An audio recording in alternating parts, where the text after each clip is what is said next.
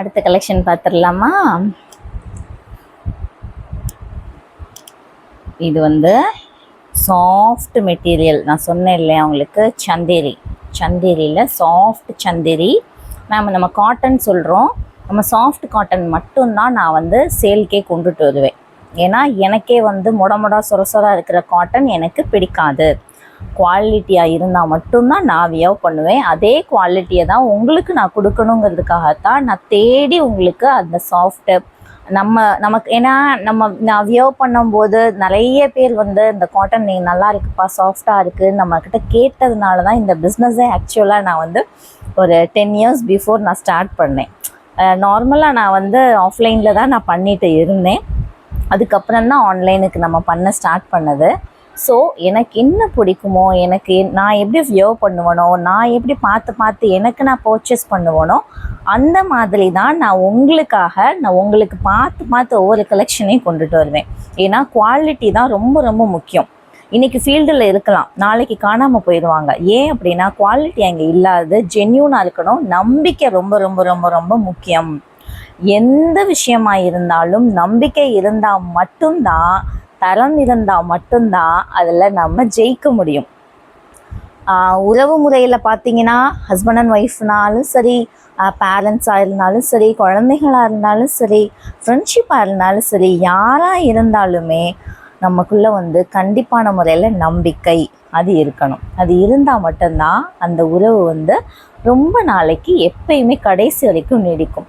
Secondary வந்து நமக்குள்ள ஒரு புரிதல் இருக்கணும். புரிதல் இருந்தால் மட்டும்தான் ஒருத்தர் நம்ம புரிஞ்சிக்க முடியும்.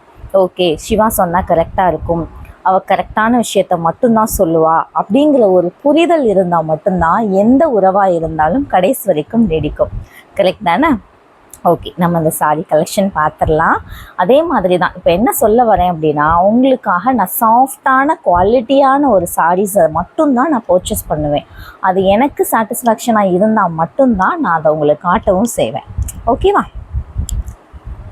இப்போ எனக்கே வந்து என்னோடய நாலேஜே இல்லாமல் சில சாரீஸ் அவங்க தவறாக அனுப்பிச்சிட்டாங்க அப்படின்னாலுமே அவங்கள்ட்ட நான் ரிட்டர்ன் பண்ண மாட்டேன். அதுக்காண்டி அவங்கள ஹார்ஷாகவும் நான் எதுவும் சொல்லிக்க மாட்டேன். ஏன்னா அவ்வளோ தூரத்துலேருந்து அனுப்பிட்டாங்க. இந்த ஒரு 10-15 அந்த குவாலிட்டி இல்லாத அந்த சாரியை வந்து அவங்களுக்கு நான் ரிட்டர்ன் பண்ணணும் அப்படின்னா அது தேவையில்லாத செலவு. அதுக்கு அந்த சாரியை அவங்க கொடுத்த அதே ப்ரைஸ்க்கு அப்படியே கொடுத்துருவேன். அந்த சாரியோட குவாலிட்டியை சொல்லி தான் கொடுப்பேன். அதுக்கு மேலே ஒரு 10 பைசா கூட நான் வைக்க மாட்டேன். ஏன்னா அதோட குவாலிட்டி என்னங்கிறது எனக்கு தெரியும். அது எதுலேயுமே ஜென்யூனாக இருக்கணும், உண்மையாக இருக்கணும், ட்ரூவாக இருக்கணும். அப்போ தான் நம்ம எல்லா விஷயத்துலையுமே ஜெயிக்க முடியும். கரெக்ட் தானே? சரி, நம்ம கலெக்ஷன் பார்த்துடலாம், ரொம்ப டைம் ஓடுது. இது பார்த்தீங்கன்னா ரொம்ப ரொம்ப ரொம்ப ரொம்ப சாஃப்டான ஒரு சந்தேரி காட்டனு.